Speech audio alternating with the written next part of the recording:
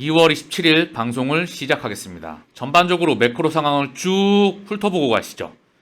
증시, 코인, 채권 금리, 환율, 그리고 주요 이슈들, 현재 연준의 움직임, 물가에 대한 상황, 각가지 이슈들과 함께 다음번의 움직임을 예측해야 이렇게 변동성이 나올 때 흔들리지 않고 매집을 하고 동행할 수가 있죠. 또는 팔아야 될 때, 사야 될 때, 지금 내가 어떠한 움직임을 가져가야 되는지 그 부분을 흔들리지 않고 지켜나갈 수가 있습니다. 현재 시장 상황을 한번 살펴보시죠. 먼저 주요 이슈를 보게 되면 물가 상승 압력에 미국 증시 급락하였다. 미국 물가 서프라이즈, 환율 1310원대 진입 시도를 하고 있다. 원화가 약세라는 거죠. 이로 인해 연준 긴축 움직임이 여전히 부담스럽다. 연준의 긴축 스탠스가 강화되는 거 아니야? 그러면 위험 자산에는 굉장히 쥐약인데? 자, 그러면서 달러 강세 속에서 중국 양회를 주목하고 있다. 코스피는 1.26 하락 중이고요. 코스닥은 0.21. 자, 해외 아시아 증시 보게 되면 니케이는 0.3%, 상해하고 항생은 아직 나오지 않았어요. 그리고 나스닥, S&P, 다우 온통 파란불이었습니다. 자, 그러면 환율을 볼게요. 원달러 환율도 1313원, 1300원대가 돌파되었죠. 자, 원화가 계속되는 약세. 엄청난 원화가 강세였다가 지금 현재 원화가 약세 국면에 있다. 원화 약세가 지속될까요? 그로 인해서 증시와 코인 시장과 채권 금리가 흔들거릴까요? 자, 그 부분을 체크해봐야 됩니다. 달러 인덱스는 105.15, 달러가 강세였다는 거죠. 계속되는 약세였다가 강세 국면에 진입하였다. 이게 지속될까요? 원화 약세가 지속될까요? 강세가 지속될까요? 저는 이제 어느 기준점인가 이게 뒤집어질 거라 생각을 해요. 왜냐? 2023년은 기술적인 반등에 지속되는 한 해라. 그 부분을 끊임없이 언급을 드렸죠. 자, 이와 반대로 미 국채 금리도 미 국채 금리까지 보고 가시죠. 미 국채 10년물은 3.93. 자, 4%에 육박하고 있어요. 미국 시장 금리, 전 세계 시장 금리의 대표 기준 금리입니다. 자, 보면 미국의 기준 금리가 있고 미국의 민간 금리의 대표적인 금리를 미 국채 10년물이라고 해요. 한국은 3년물이죠. 한국은 단기를 1년으로 보고 장기를 3년으로 보고요. 미 국채는 단기를 2년으로 보고 장기를 10년으로 봅니다. 그 부분을 참고하시고요. 자, 하루의 흐름이에요. 자, 하루의 변동성이 좀 있었고요. 1개월물을 보게 되면 고점권에 육박하죠. 3개월을 봐도 고점권에 육박, 1년을 보면 최고점 4.21에 거의 육박해 가고 있습니다. 그쵸? 거의 육박해 가고 있어요. 이러니 변동성이 좀 있을 수밖에 없죠. 이와는 다르게 코인 시장은 엄청난 반등 이후에 꺾이는 거 아니야? 꺾이는 거 아니야? 꺾일 때마다 물량 소화하고 상승, 다시 꺾이는 거 아니야 했지만 아랫꼬리를 달고 올라오고 있어요. 안 내려갈 거야. 우리는 이미 먼저 빠졌고 아직 올라갈 길이 많아. 그리고 지금 들어왔던 이 수급의 주인은 전 세계 쩐주들이야. 그래서 우리는 조금 더 먹어야 되겠어. 그리고 더 상승권이 나왔을 때 물량 던지고 좀 나갔다가 경기 폭락하면 다시 들어올 거야. 그 전에 법적인 인프라와 이런 부분들을 다 깔아놓고 시스템은 깔아놓고 준비하고 있겠지 라고 저는 그들이 언급하는 것 같습니다. 개인적인 피셜 같지만 상당히 근거가 있는 부분을 다들 알고 계시죠? 그래서 코인 시장은 주식 시장 그리고 미국 채권 금리 환율 시장과는 다르게 먼저 빠졌고 이제 올라오고 있는 흐름이죠. 조금은 다른 부분이죠. 자, 그리고 이더리움도 마찬가지예요. 상승권으로 나오고 있다. 반등에 나오고 있죠. 자, XRP는 똑같은 흐름이에요. 마지막에 또 올라오죠. 매크로와 움직이게 되면. 그러나 얘는 매크로와는 다르게 2023년은 가상자산의 규제의 원년이다. 그 첫 번째 심장에 리플과 SEC의 소송이 있는 거고 그 규격이 나오게 되면 이미 인프라는 지난 수년간, 지난 10년에 가까운 기간 동안 지속적으로 확장해 왔습니다. 모든 중심에 있다는 부분 알고 계시죠? 코인 시장의 심장과 혈관과 그런 부분에 있고요. 자, 현재 500원 언저리를 왔다 갔다 하고 있습니다. 자, 본 김에 나스닥과 코스피의 차트를 한번 보고 가시죠. 나스닥의 주봉 차트인데요. 엄청난 폭락 이후에 쌍저점을 딱 찍고 강력한 기술적인 반등, 그리고 다시 한번 물량이 소화가 되고 음봉이 찍히고 있어요. 자, 물가 상승 압력과 함께 연중에 대한 긴축 시그널, 그 부분이 부담스럽기 때문에 변동성이 확대가 되고 있죠. 더 내려갈 것 같은데 아니면 올라갈까? 헷갈리죠. 자, 중요한 거는 이미 폭락 나왔다가 기술적 반등 그리고 물량 소화하고 저는 다시 가리라 봅니다. 그 부분에서 연준의 긴축 종료 시그널이 다가오고 있다. 조만간에 매크로 이슈들이 나올 거라 생각을 해요. 미국의 물가 상승과 전 세계 물가에 대한 시그널과 그 명분으로 인해서 시장을 컨트롤하고 있다는 그런 생각이 듭니다. 자, 그리고 코스피의 화면을 보고 가시죠. 똑같은 흐름이죠. 나스닥과 함께 쌍바닥 근처를 찍고 똑같이 기술적 반등, 물량 소화 중이다. 얘 또한 물량을 소화하고 다시 반등 나올 거라 보고 있어요. 자, 그거는 이미 지난 방송을 통해서 수없이 언급을 드렸겠지만 연준의 긴축 시그널은 물가를 보고 있다. 첫 번째, 중국의 봉쇄 해제, 우크라이나에 대한 부분, 원유에 대한 감산, 이 세 가지 중에서 한 가지는 체킹이 되었죠. 그쵸? 중국이 풀린다. 다가오는 우크라이나, 자, 그리고 원유에 대한 부분, 이 세 가지 매크로를 주목해야 되겠죠. 이와 맞물려서 연준의 스탠스가 어떻게 바뀔지 우리는 미리 예측을 해야 돼요. 후행이 아니라. 그러나 이런 이슈들을 통제하는 모습들을 통해서 자산시장, 그리고 채권금리, 외환시장, 주식시장, 코인시장 모든 것들을 컨트롤하고 있죠. 현재 매크로와 다르게 코인시장은 가고 있습니다. 자, 왜 들어왔던 기득권의 쩐주들이 이제는 물량을 소화하고 다시 한번 올릴 준비를 하고 있죠. 미국 달러지수 7주 최고치로 상승하였다. 암호화폐 등 위험자산 잠재적인 역풍. 다시 한번 미디어를 통해서 공포가 불어닥치고 있죠. 변동성과 함께. 그러면 다음 흐름을 예측할 수 있어야 돼요. 흔들리지 말고. 그럼 달러의 흐름을 한번 살펴보시죠. 자, 요게 3개월물이에요. 쭉 하락하다가 강하게 반등이 나오고 있죠. 그쵸? 1개월물을 보게 되면 계속 올라가기만 했어요. 그쵸? 강하게. 자, 1년치를 볼까요? 자, 114를 찍고 쭉 내려왔다가 요만큼 상승한 겁니다. 자, 워낙에 강하게 엄청나게 길게 올라왔다가 장기간 동안 그 다음 쭉 내려 차익 실현 나왔다가 최근에 요만큼 올라온 거예요. 조금 더 올라갈 수 있겠죠? 그러나 저는 꺾이라 생각을 합니다. 달러의 마지막 불꽃이었다. 이미 우크라이나 사태를 통해서 러시아는 스위프트 망해서 배제가 되었죠. 그리고 무역 결제에 위안화와 그리고 루브라를 사용한다고 했죠.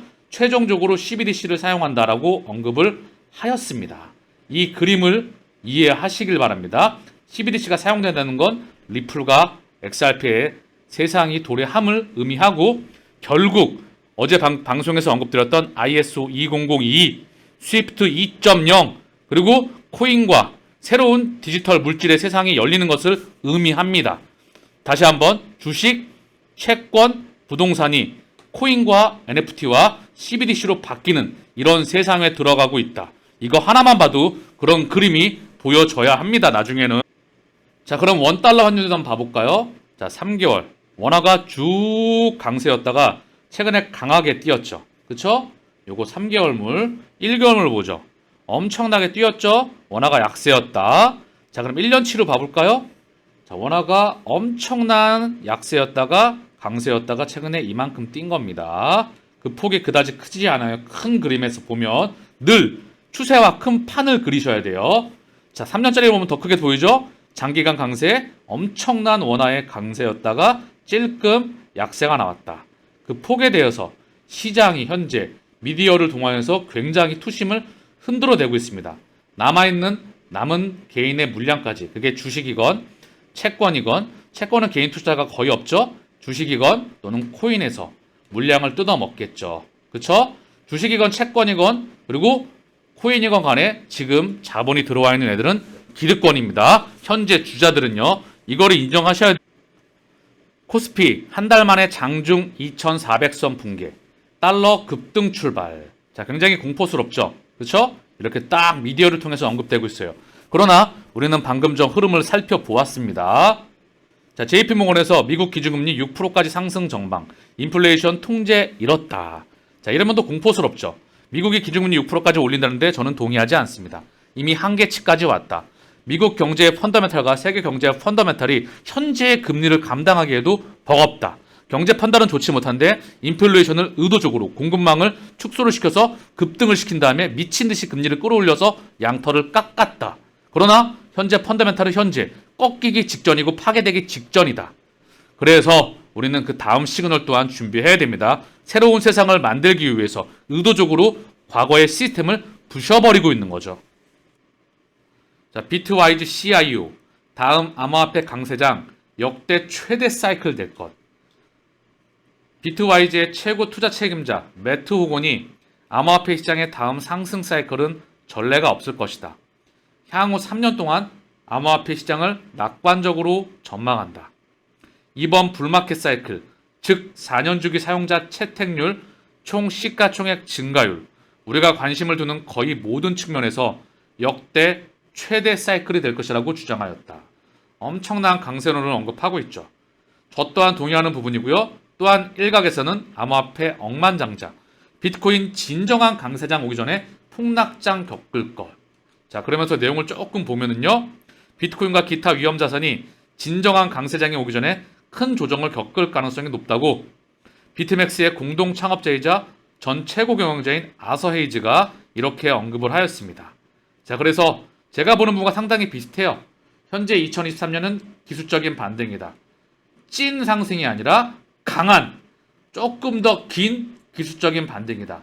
실물 경제가 좋지가 못하기 때문에 큰 변동성과 실물 경제의 폭락을 겪게 될 확률이 높겠죠. 그 다음 정부의 재정 정책과 통화 정책과 새로운 통화 시스템의 도입, 이와 맞물려 다가오게 되는 진정한 강세장. 그게 우리가 다음번 준비해야 되는 그런 시그널이자 바로 세상입니다.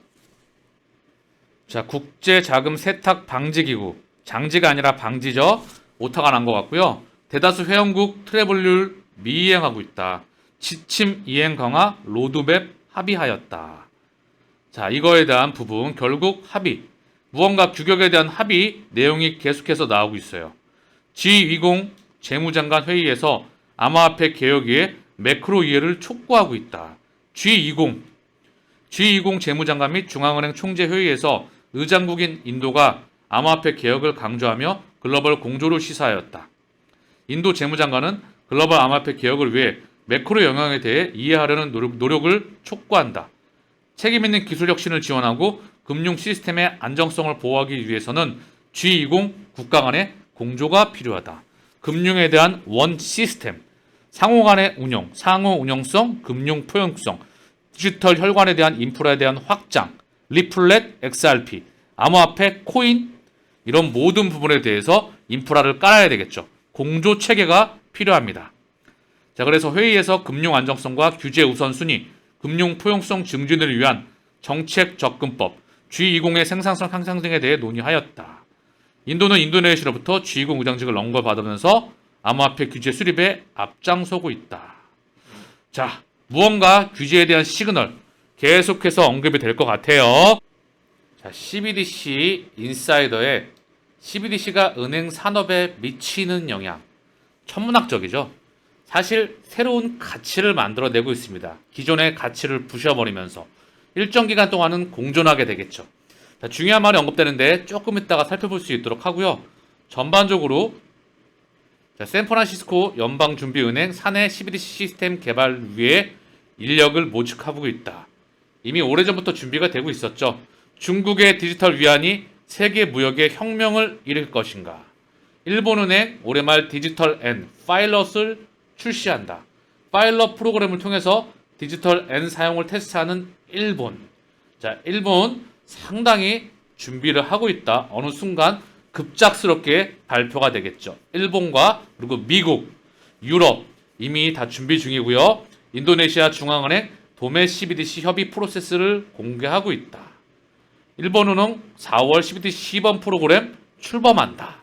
자, 계속 속도를 내고 있어요. 일본 또한 인도의 소매 CBDC 파일럿 5만 명의 사용자 온보딩, 도매와 소매를 같이 인도는 진행을 하고 있습니다. 많은 부분에서 리플렛이 이미 인프라가 깔려 있다. 어디 안 깔려 있는 국가가 없죠. 중국 또한 간접적으로 이미 알리페이와 위챗페이, 리플렛의 일원과 같이 간접적으로 연결되어 있다. 언급을 드렸죠. QNB와 2C, 2P, 인도 또한 많은 중앙은행과 그리고 각 거대 은행들, 인도의 거대 은행들과 리플렛은 연결되어 있다. 일본은 소프트뱅크와 SBI를 기준점으로 해서 확장해 나간다. 전 세계 5대양 6대주 뻗치지 않은 곳이 없겠죠. 그들의 인프라가 말입니다. 자, CBDC가 은행 산업에 미치는 영향. 자, 중요한 말이 언급되고 있는데요. 중앙은행 디지털 통화는 중앙은행이 발행하고 지원하는 국가의 명목 화폐를 종이화폐를 디지털로 표현한 것입니다. 돈이에요. 스테이블 코인과 더불어서 CBDC는 보다 효율적이고 안전한 지불 방식을 목표로 하며 은행 업계에 상당한 영향을 미칠 가능성이 있습니다. 은행 업계를 포함해서 가장 큰 혁명이죠. CBDC가 은행 산업에 가져올 수 있는 잠재적 혼란과 기회. 여기서 은행 부분의 혼란, 사실 중앙은행과 직거래가 될 수가 있어서 여러 가지 말이 언급되고 있지만 우리가 봐야 될 핵심 부분은 뭐다? 은행 산업의 가능성. 동시에 수많은 기회를 제공합니다. 가장 중요한 기회 중 하나는 은행이 CBDC를 사용하여 새로운 서비스를 제공하는 것입니다. 예를 들어 은행은 기존 결제 방법보다 빠르고 저렴하며 안전한 결제 서비스를 제공할 수 있습니다. CBDC는 은행에서 디지털 지갑이나 투자 상품과 같은 신제품을 출시하는데 사용할 수도 있습니다. 은행의 또 다른 기회는 금융 포용성을 높이는 것입니다. CBDC는 전통적인 은행 서비스에 접근할 수 없는 사람들과 같이 소외된 인구를 위해 지불에 더 접근하고 저렴하게 만들 수 있습니다. 온오프라인 작동을 하고요. 금융 포용성을 언급드리고 있죠. 은행과 중앙은행은 이러한 인구의 요구에 맞는 CBDC를 만들기 위해 협력하여 잠재적으로 은행 서비스를 위한 새로운 시장을 열 수 있습니다. CBDC는 또한 국경 간 지불 비용을 낮추는 데 도움이 될 수 있습니다. 국경 간 결제는 현재 느리고 비싸며 수수료가 거래 금액의 5%를 초과하는 경우가 많습니다. CBDC는 잠재적으로 수수료를 낮추고 거래 속도를 높이는 국경 간 지불을 위한 보다 효율적이고 비용 효율적인 방법을 제공할 수 있습니다. 감이 오시죠? 요 글 하나에 많은 답안지가 담겨 있습니다. XRP의 설계 이유, 전세계 국경 간 결제, 도매용, 거액 결제용 CBDC를 옮기는 것은 XRP 하나입니다. 리플렛은 많은 혈관을 담당을 하죠. 자, 이거 하나만으로도 동행이 가능하다고 저는 생각을 합니다. 여러 법안과 그런 부분들이 나와야 되기 때문에 수정해서 업데이트가 좀 필요한 부분이에요. CBDC에 대한 그림 또한 확인이 필요하겠죠. 자, 현재 XRP의 가격은 타 코인 대비해서 500원, 저점대가 한 400원대였었어요. 430원, 자, 여기 저점은 한 400원 초반대. 400원 초반대, 그쵸? 400원 초반대, 408원. 그러면 저점에서 한 20% 정도, 20% 조금 더 올라갔죠? 다른 애들은 많이 올라갔는데, 비트코인 또한 2천만 원에서 3,200만 원까지 올라가고 3,100만 원 언저리를 왔다 갔다 하고 있죠. 그쵸? XRP는 400원에서 500원. 자, 그러면 탑코인들은 펀더멘털이 좀 뛰어난 애들은 좀 올라와 있죠. 자, 얘는 매집하기 좋은 시그널이다. 떨어지면 계속 담는다. 언제까지? 올라갈 때까지. 폭등 나오면 그때부터 매입이 없습니다. 폭등 나오기 전까지 매입을 지속한다. 이게 투자의 저는 원칙이라 생각을 합니다. 왜? 이거에 대한 시가총액의 폭발적인 상승은 저는 정해져 있다고 생각을 합니다. 그 안에 가격 흔들기는 언제든지 지속될 수가 있겠죠. 그렇죠? 탑코인들은 아직 매집해도 됩니다. 다만 반스까지 들어가야 될 시기는 지났다. 그리고 2023년은 현금화의 시기가 다가오고 있다. 다가오는 경제 폭락에 대한 시그널 또한 준비해야 되겠죠. 오늘 방송은 여기서 마치겠습니다. 감사합니다.